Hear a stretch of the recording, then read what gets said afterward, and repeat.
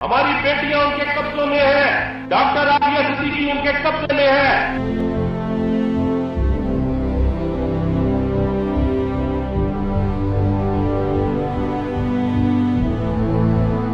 तीन बच्चे उनके उसमें से 2 बच्चे जो हैं वो उनके बरामद किए गए थे। एक बच्चा जो है वो आज तक लापता है।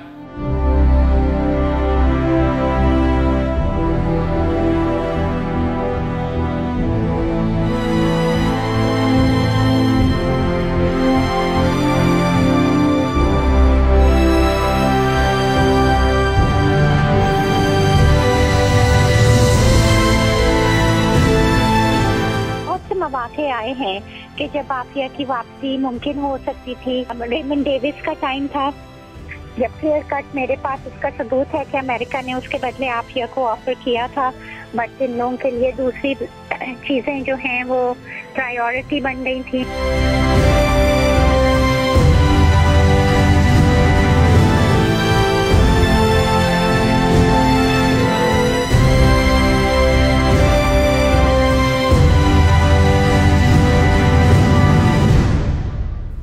We are profoundly disappointed that the Pakistani government has thus far failed to take advantage of a historic opportunity. At the end of his term, President Obama could have repatriated Dr. Afia without fear of political repercussions.